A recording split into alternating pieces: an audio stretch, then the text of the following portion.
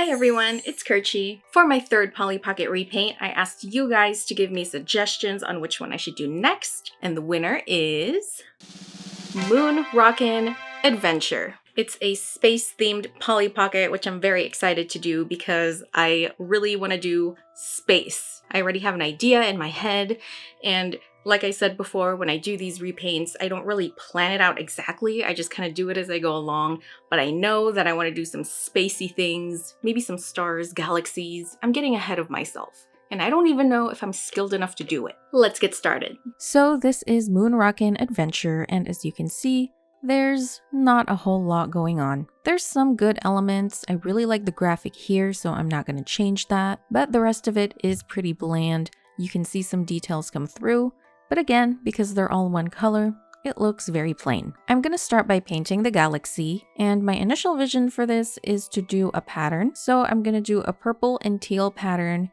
using metallic acrylic paint. I really like purple because it is very outer spacey. It also looks very mystical, and this particular paint that I'm using, I love how there's natural swirls in there. Next is the teal, and I'm just going to paint it right beside this purple. I like how bright the teal is compared to the purple, and it gives it really good contrast. Don't forget to paint the side over here. Next is the spaceship, and right away I wanted red for the lights. I don't really know how I want this to look yet. At this point, I'm just kind of going with my gut feeling, painting a bunch of dots. I'm adding some fluorescent green and yellow to make the lights pop. I also decided to add another red circle right in the middle of the spaceship, and I'm just using the needle tool to get that circle perfect. Next, I am taking some dark orange, and I'm just gonna give this Mars-looking planet a bit more depth. I'm going to be painting the little mountains, these tiny volcanoes. I don't like how flat it is, so this dark orange will give it really good contrast. There's a lot of mountain peaks here, and just painting it a different color really brings it out and makes it a lot more detailed. It's really not hard to do it. A lot of people have been sending me their repainted polys, which I really love seeing, so keep sending me those. A lot of people are also worried that they're gonna mess up or their hand will shake, and my hand definitely shakes. You can see it ever so slightly on camera.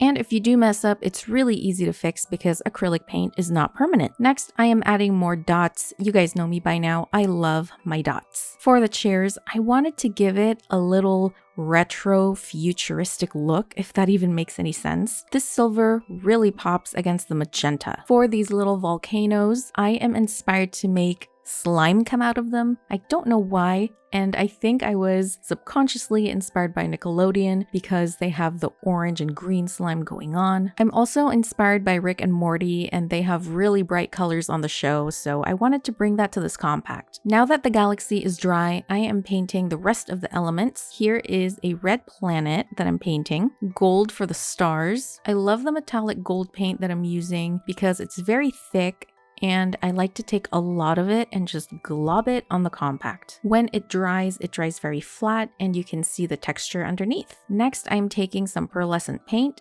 and adding little dots. Dots are such an easy way to add more decoration. I'm also adding bigger dots to the spaceship and little dots as well. This gives it the illusion that the spaceship has lights. I was actually very indecisive about the spaceship, so here I'm just randomly adding dots where I didn't even plan on adding them. To make it cohesive with the galaxy color scheme, I took that same metallic purple and I am decorating the spaceship. The spaceship looks very flat. It's just one big gray circle. So a good way to decorate it is to follow the outline like I'm doing here. Here is where my indecisiveness really kicked in. I decided to take that same purple and go over all the dots. I also realized those red dots look like Captain America's shield, but I'm not mad at it. Most of the time, I really just let my imagination take hold, and whatever happens, happens. To finish the galaxy, I am adding the ring on this planet. On the second level, I am painting the exhaust smoke coming out of the rocket ship. I'm using that pearlescent white paint.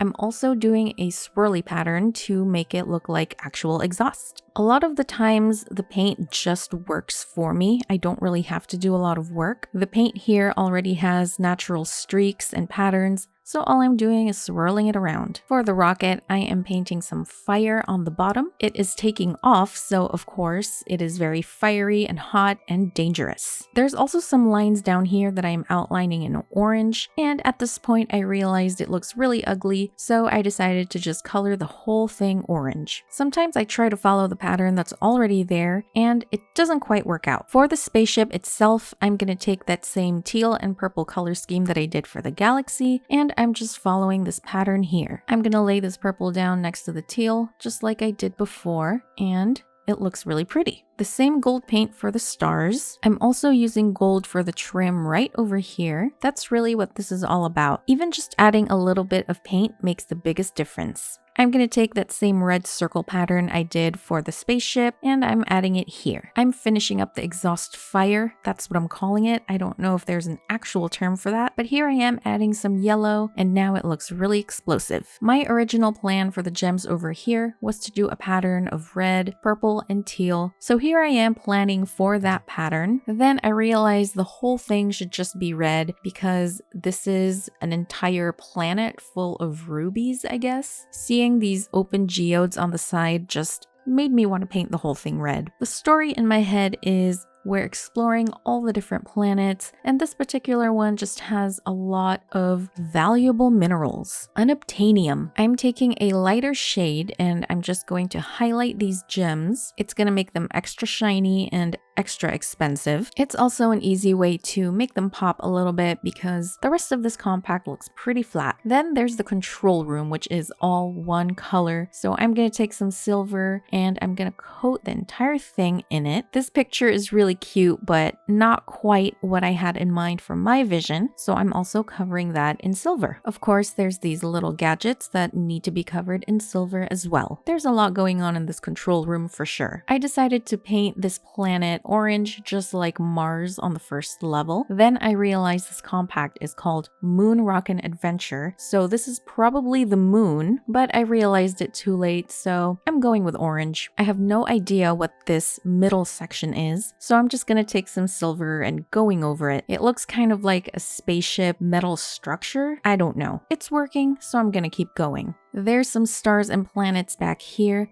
so I'm just gonna take that same gold, same color scheme, same dots, and I'm just gonna decorate it. You can also use different sizes of this ball tool that I'm using to create little dots and big dots. Now I am detailing the control room. I'm pretty much using the same color schemes throughout, so I'm gonna be using red, purple, and teal. Making the color palette similar keeps everything cohesive. But again, it's all up to you and your style. You can definitely do a Lisa Frank rainbow thing going on. I'm inspired to do a Lisa Frank themed compact now. And I just wanted to add some alien green here because why not? Now I'm painting the monitor black because I have decided to draw the Earth later, and I'm adding more details on this Mars planet over here, which is now looking like a giant cheese ball. I really should have just done the moon. These little aliens are so cute. They don't really need much, so I'm just gonna paint some eyeballs on them. At this point, I decided that these yellow dots aren't really showing up as much, so I'm just going over them with that same dark orange. For the background here, I don't really know what these are. At first, I thought it was a fire, so whatever, it's gonna be purple. This area is looking a little plain, so I'm adding more dots again. The more dots I add, the more I realize it looks really disgusting, but I'm going for that cartoony alien theme, and aliens in cartoons are typically gross. I'm just finishing up the eyeballs here by adding tiny black dots. And there you go, they're staring right into your soul. For the Earth, I am taking some blue paint and I'm just gonna do the curvature of the Earth. Nothing fancy, just a very basic, cartoonish Earth painting. We are definitely a long way from home. I'm doing the same dot pattern over here like I did for the rocket ship scenario, so I'm just adding a variety of dots, different shapes, different colors. Now that the blue is dry, I am painting some land. I don't know what land this is. This is definitely not the Earth we know today. Moving on to this little alien character, which looks like the Reddit alien. I'm just painting him a spacesuit. And here he is with his eyes and mouth. He's so happy. I decided not to paint Shawnee because her accessories are made of silicone. I don't think silicone will take acrylic paint very well, so I'm just gonna leave her. And I just want to paint this planet because it looks really flat. I'm doing a simple gold outline for the ring and more dots, of course. Gotta love my dots. And there it is. That looks a whole lot cuter. To finish it off, I am coating it with matte varnish. This is the funnest part because I don't have to color within the lines. I can just go crazy and paint all the things, and when it dries, it's gonna look really beautiful. I like to use matte, but you can definitely use gloss. I should have probably used gloss for the gems. I can always go over it later, but for now, I like matte. And finally, we are adding a poly stick. I really like the spaceship, so it's gonna go right in the control room. I also noticed that there's a poly stick on the ceiling. That's weird. And here is the before, and now the results.